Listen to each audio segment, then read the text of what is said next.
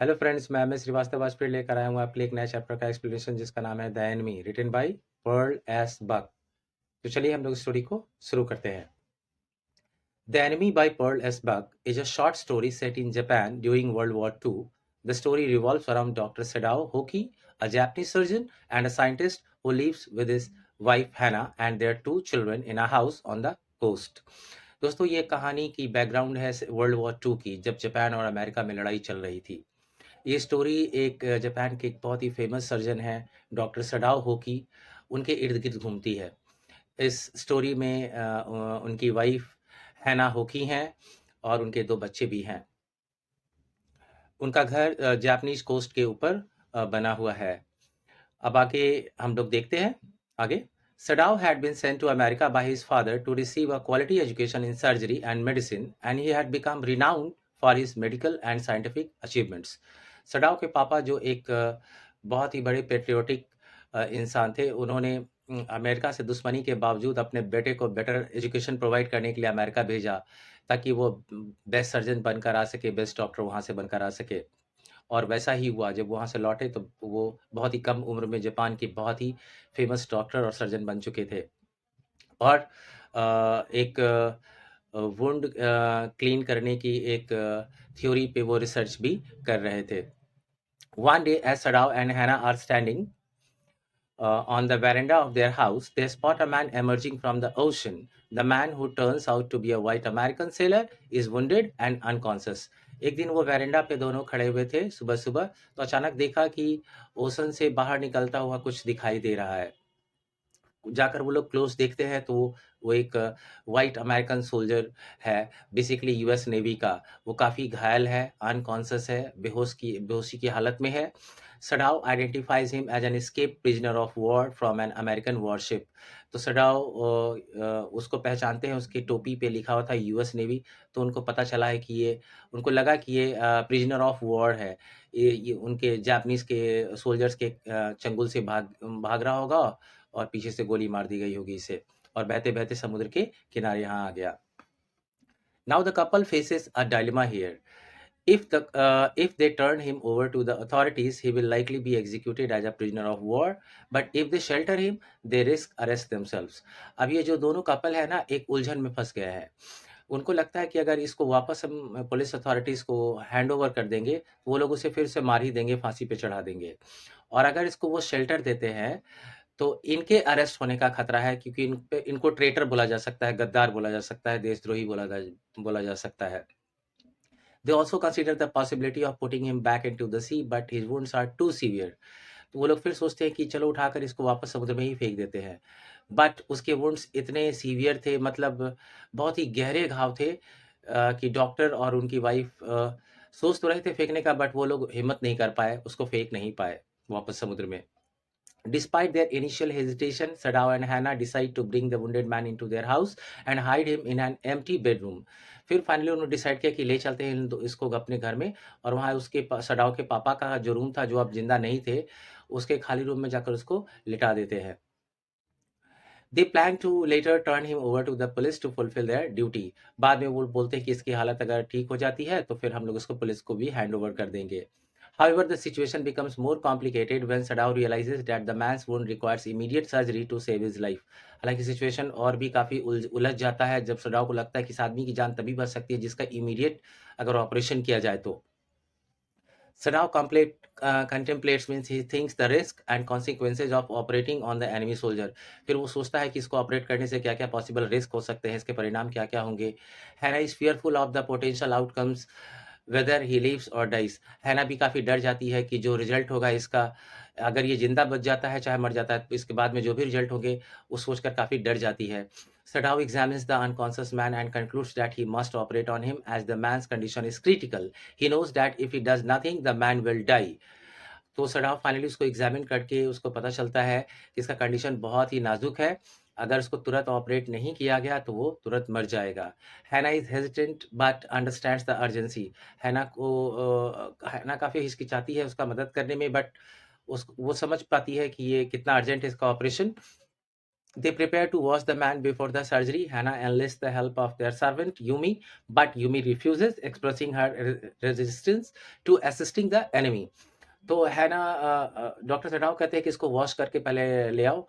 तो यूमी उसकी एक बेबी सीटर है, बच्चों का देखभाल करती है। उसको बोलती है ना कि तुम इसका बॉडी को साफ कर दो, बट यूमी इनकार कर देती है कि मैं किसी एनिमी का वाइट पर्सन का बॉडी को साफ नहीं करूंगी। वो साफ साफ मना कर देती है। Hana asserts her authority and asks Yumi to return to her duties. फिर हैना उसको डांटती है और बोलती है ठीक है जाओ तुम अपनी ड्यूटी करो। Despite her anger, Hannah recognizes the humanity of the soldier and decides to wash him herself. हालाँकि हैना को अच्छा नहीं लगता कि आखिर वो एक एनिमी है, उसका कैसे वो मदद करे, फिर भी वो समझती है कि ह्यूमैनिटी भी कुछ चीज़ होता है और वो डिसाइड करती है कि इस सोल्जर्स को अब मैं हेल्प करूँगी, मैं इसको साफ करूँगी। As she cleans the man, she observes his fine textured skin and reflects on his childhood appearance. जब उसको साफ कर रही है तो उसके फाइन टेक्सचर्ड स्किन को, मतलब उसका स्किन बहुत ही शानदार था, उसके बारे में फिर वो सोचती है कि बचपन में ये कितना अच्छा लग रहा होगा लड़का। When Sadao enters the room, Hannah excitedly confirms that he has decided to proceed with the operation. They quickly prepare for the surgery, with Hannah fetching towels and matting to protect the floor. फिर finally doctor Sadao कहते हैं कि अब इसकी surgery बहुत ज़रूरी हो गई है, अब मैं ऑपरेशन करने जा रहा हूँ। फिर वो हैना को बोलते हैं तुम टावल लेकर आओ। हैना टावल लेकर आती है, फिर वो मैट भी लेकर आती है, सोचती है फ्लोर पे बिछा देंगे ताकि फ्लोर खराब ना हो, उस पे जो पहले मैट लगे हुए हैं उसके ऊपर कुछ और बिछा देती हूँ। But however, Hannah realizes that the man's blood has already soaked through the packing, running the mat underneath. लेकिन हैना बाद में रियलाइज करती है कि इस आदमी का खून बहता हुआ ऑलरेडी, जो उसका नीचे रूम में मैट बिछा हुआ था, बहुत शानदार जापानीज मैट, वो ऑलरेडी उसमें खून सोख चुका है वो मैट, और वो पूरा तरह से बर्बाद हो चुका है। Hannah's distress increases and she becomes anxious. हैना के फिर मुश्किलें बढ़ जाती हैं, वो काफ़ी दुखी हो जाती है, काफ़ी चिंतित हो जाती है। Sadao instructs her to help him turn the man over. फिर सडाओ उसको बोलता है कि चलो इसको टर्न करने में मेरी मदद करो। एंड शी obediently complies, और वो अपनी पति की बात बिल्कुल एक आज्ञाकारी पत्नी की तरह मानती है। Sadao continues his work, washing the man's back, while Hannah shares her frustration with Yumi's refusal to assist. Sadao appears absorbed in his task, unconcern with hyenas emotion. उस वक्त सडाओ जो है अपने टास्क में एकदम बिजी एब्जॉर्ब हो जाते हैं, उसी में डूब जाते हैं कि इसको बचाना है किसी तरह। हैना का फीलिंग उस वक्त क्या है, वो उस पे बिल्कुल ध्यान नहीं देते। हालाँकि वो हेल्प करना चाह रहे थे, हैना मतलब वॉमिटिंग जैसा फ़ील कर रही थी, बट वो नहीं कर सकते थे कुछ मदद हैना का, क्योंकि वो उसका कंडीशन बहुत क्रिटिकल था उस सोल्जर का, उसे बचाना पहले ज़रूरी था। Hannah expresses her concern about administering anesthesia as she has never done it before. Sadao instructs her to saturate cotton with the anesthetic and hold it near the soldier's nostrils, guiding her through the process while maintaining focus on the surgery. फिर doctor सडाव कहते हैं कि इसे anaesthesia दो, यानी इसे बेहोश करना है। तो वो कहती है मैंने कभी एनेस्थीसिया नहीं दिया है। तो सडाव कहता है कि एक कॉटन निकालो, उसमें उसको सैचुरेट करो, सोक करो, और उसको एकदम नाक के करीब धीरे से ले जाओ। वो जब वो ब्रीद इन लेगा तो अपने आप फिर उसके एनेस्थीसिया उसके बॉडी के अंदर चला जाएगा, और फिर वो बेहोश हो जाएगा। और ऐसा बोलकर फिर वो अपनी सर्जरी के काम में लग गए। As Hannah tends to the unconscious soldiers, she contemplates the suffering of prisoners and wonders if the stories she has heard about their mistreatment are true. और जब वो मदद कर रही होती है डॉक्टर सडाओ का इस ऑपरेशन के दौरान, तो फिर वो ये भी सोच रही होती है कि जो प्रिजनर्स लोग होते हैं वो कितनी तकलीफ़ें झेलते होंगे। यानी उसने जो भी स्टोरी सुनी है कि उन लोगों के साथ बहुत मिसट्रीटमेंट किया जाता है, तो ये सही है क्या? इस प्रिजनर ऑफ वॉर जिसका नाम टॉम है, उसका कंडीशन को देखकर तो यही लगता है। She notices scars on the soldier's neck and shares her observation with Sadao, but he remains focused on the surgery. फिर वो गर्दन के पीछे एक बहुत बड़ा दाग देखती है। वो कहती है कि देखो ये गहरा दाग किस चीज़ का है, बट सदाओ उस पे ध्यान नहीं देते, वो अपने सर्जरी में बिज़ी रहते हैं। During the operation, Sadao successfully removes the bullet from the soldier's body, displaying expertise and precision. और फिर फाइनली अपने ऑपरेशन के दौरान डॉक्टर सडाओ जो है उसके बॉडी से बुलेट निकाल देते हैं। इससे पता चलता है कि डॉक्टर सडाओ वाकई में एक एक्सपर्ट डॉक्टर थे और काफ़ी एक्यूरेटली अपना काम करते थे। Despite the initial thoughts of not wanting the man to leave, Sadao administers a medication that stabilizes the soldier's condition. हालांकि इनिशियल थॉट उनका ये था कि इस मैन को जिंदा नहीं रहना चाहिए, बट फिर भी वो उसको एक इंजेक्शन देते हैं और उसका पल्स रेट फिर स्टेबलाइज हो जाता है, उस सोल्जर का कंडीशन भी ठीक हो जाता है। तो आप देख रहे हैं जिस पिक्चर में कि डॉक्टर सडाओ इसका ऑपरेशन कर रहे हैं और हैना वॉमिटिंग फील कर रही है। बाद में जाकर वो गार्डन में वॉमिटिंग भी करती है। सडाओ चाहकर भी उसका हेल्प नहीं कर पाते। Sadaw's wife Hannah enters the room and comforts the soldier who is fearful and surprised that she speaks English. Next morning सडाव की वाइफ जो हैना है वो एंटर करती है उस रूम में और सोल्जर को जाकर कंफर्ट करती है, सुकून पहुंचाती है। वो काफ़ी डरा हुआ दिखता है और वो काफ़ी सरप्राइज्ड हो जाता है कि हैना इंग्लिश में बात कर रही है। हैना फीड्स द सोल्जर, उसको कुछ खिलाती है despite not liking him and hopes he will recover. हालाँकि उसे पसंद नहीं करती फिर भी उसे कुछ खिलाती है और उम्मीद करती है कि जल्द से जल्द ठीक हो जाए। When Sadao returns later, he escorts the soldier for sitting up and examines his wound. फिर सडाव जब एंटर करते हैं तो देखते हैं कि वो उठ के बैठा हुआ है, वो जो सोल्जर है, प्रिजनर ऑफ वॉर है टॉम, तो उसको काफ़ी डांटते हैं सडाव कि तुम्हारी हालत अभी ठीक नहीं, तुम बैठ नहीं सकते, अभी स्टिचेस निकल आएंगे। The soldier asks what Sadao plans to do with him, but Sadao is unsure and acknowledges that he should hand him over to the police as a prisoner of war. सडाव को फिर पूछता है prisoner of war कि आप मेरे साथ क्या करने वाले हो। सडाव बोलता है मैं अनश्योर हूँ, लेकिन वो अपने मन ही मन ये बात जरूर एक्सेप्ट करते हैं कि फाइनली मैं एक दिन तो इसको पुलिस के हैंड ओवर करूंगा he as a prisoner of war. Meanwhile, Orsi Beach, the old gardener and the cook discuss Sadao's actions. हालांकि घर में बाकी जो नौकर है वो अपने मालिक और मालकिन के व्यवहार से बिल्कुल खुश नहीं है। उनको लगता है कि ये लोग अमेरिका में पढ़कर आए हैं, वहाँ से डॉक्टर बनकर आए हैं, इसलिए अमेरिकन के प्रति इनके दिल में थोड़ा प्यार उमड़ रहा है। इसी वजह से एक दोषी देश जो हमारा देश का दुश्मन है उसको भी बचाने की कोशिश कर रहे हैं। They question why he didn't let the prisoner die instead of saving him. वो लोग मन ही मन क्वेश्चन करते हैं कि मन ही मन नहीं, वो एक दूसरे से बात कर रहे होते हैं कि आखिर हमारे बॉस ने, हमारे डॉक्टर साहब ने क्यों बचाया इस आदमी को? इसे मर देना चाहिए था। जब बुलेट इसको मारना चाहती थी, समुद्र भी इसको बचाना नहीं चाहता था, उसके रॉक से ये वुंडेड भी हो गया था, तो फिर ये क्यों बचाना चाहते हैं? ऐसा करके तो हो सकता है कि बुलेट और ओशन हम लोगों से बदला लेगी।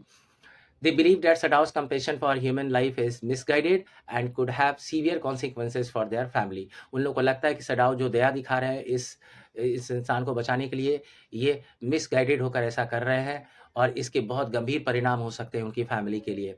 हैना understands the potential consequences. Potential मतलब प्रोबेबल कॉन्सिक्वेंसेज मीन्स रिजल्ट। हैना समझती है कि भविष्य में संभावित इसके परिणाम क्या हो सकते हैं। हार्बरिंग मीन्स शेल्टरिंग हिम, मतलब एक एनिमी को आश्रय देने के कारण। Including the possibility of husband being labelled a traitor. उसको ये भी लगता है कि हो सकता है कहीं मेरे पति को देशद्रोही ना करार कर दिया जाए, फिर मेरे बच्चों का क्या भविष्य होगा। इन सभी बातों को सोचकर रहना काफ़ी चिंतित रहती है। However Sadao despite the servants departure and the growing tension remains committed to saving the prisoners life. लेकिन डॉक्टर साहब जो है नौकरों के चले जाने के बावजूद भी, टेंशन बढ़ने के बावजूद भी अपने ड्यूटी को लेकर कमिटेड है कि इस प्रिजनर का लाइफ को मैं बचाऊंगा ही। He secretly writes a letter to the chief of police reporting the presence of the escaped prisoner but keeps it hidden in a secret drawer. फिर वो एक दिन बैठते हैं और एक सीक्रेट लेटर लिखते हैं चीफ ऑफ पुलिस को कि हमारे घर में एक प्रिजनर है और उसको इन्फॉर्म करना चाहते थे चीफ पुलिस को, लेकिन वो लेटर फिर वो कंप्लीट नहीं कर पाए और इनकम्प्लीट लेटर को उन्होंने सीक्रेट ड्रॉअर में रख दिया। एज द स्टोरी प्रोग्रेसेस, जैसे जैसे कहानी आगे बढ़ती है, Sadao is summon to the palace to attend a high ranking general. Finally अचानक उनके घर में एक दिन मैसेंजर आता है, एक पुलिस वाला। तो उसको देखकर हैना काफ़ी डर जाती है, बट वो कहता है कि डॉक्टर साहब को जनरल साहब बुला रहे हैं, जनरल टकीमा, जो कि एक हार्ट पेशेंट है। वो काफ़ी दर्द से गुजर रहे थे। The general recognizes Sadao's skill and importance and expresses concern about his safety. General के पास वो पहुंचते हैं, जनरल बताता है कि तुमसे अच्छा डॉक्टर कोई जापान में नहीं है, मुझे तुम्हारे अलावा और किसी और पे यकीन नहीं है। वो हाईलाइट करते हैं कि सडाओ का क्या वैल्यू है एक सर्जन के रूप में, वो किसी और पे यकीन नहीं कर सकते। The general offers to send assassins to take care of the matter. तो फिर डॉक्टर सडाओ उन जनरल को अपनी सारी बात बताते हैं कि मैंने घर में एक अमेरिकन सोल्जर्स को ठीक किया, उसकी जान बचाई, अब मुझे क्या करना चाहिए। तो जनरल कहते हैं कि ठीक है, तुम चिंता मत करो, मैं तुम्हें कुछ नहीं होने दूंगा। मैं अपने 2 प्राइवेट असैसिन्स मीन्स किलर्स को भेज दूंगा, वो लोग उसको सीक्रेटली जान से मार देंगे और बोलोगे तो बॉडी भी हटा देंगे, किसी को खानो-खान खबर भी नहीं होगी, तुम सिर्फ अपना दरवाज़ा खोल के रखना। ऐसा बोलकर फिर डॉक्टर वहाँ से चले जाते हैं जनरल की बात सुनकर। सडाओ रिलक्टेंटली एग्रीज, हालांकि इंटरेस्टेड तो नहीं है सडाओ, फिर भी वो तैयार हो जाता है, thinking of his wives wellbeing, सोचते कम से कम हैना तो खुश रहेगी ना। However, when Sadao returns home to carry out the plan, he finds the prisoner preparing to leave his room. हालांकि जब सडाओ पहुंचते हैं तो देखते हैं कि प्रिजनर जो है रूम से बाहर निकलने की कोशिश कर रहा है। The prisoner expresses gratitude to Sadao for saving his life and shares his admiration for the doctor. वो डॉक्टर के प्रति काफ़ी अपना आभार व्यक्त करता है कि सर आप जैसा जापानीज डॉक्टर्स हर जगह होना चाहिए। अगर आप जैसे डॉक्टर्स रहते तो अमेरिका और जापान में वॉर ही नहीं होता। सबको आपके जैसा अगर समझा जाए, बना दिया जाए तो। Sadao slept badly for 3 Sadao फिर उसको गुड नाइट बोलता है, ठीक है आप सो जाओ। Sadao slept badly for 3 consecutive nights and the killers didn't come. फिर उसके बाद सडाओ जो है चैन से सो नहीं पाए 2-3 रात, और वो हर रात किलर्स का इंतज़ार कर रहे थे। कुछ भी आवाज़ होती थी, विंड की रसलिंग्स होती थी, पत्ते अगर भी साउंड क्रिएट करते थे, उसको लगता है कि असैसिन्स आ गए घर में, किलर्स आ गए, और वो जग जाते थे। फिर फाइनली जब 3 दिन तक वो नहीं आया, तो next morning Sadao finds the American soldier awake in better health. वो देखते हैं कि अब ये इसका हेल्थ थोड़ा बेटर हो गया है। This prompt Sadao to make his decision to help him escape. तो ये सोचकर सडाओ फाइनली डिसीजन लेते हैं कि इसे अब भगा देना चाहिए। He suggest that the soldier row to a nearby uninhabited island and wait for a Korean fishing boat to rescue him.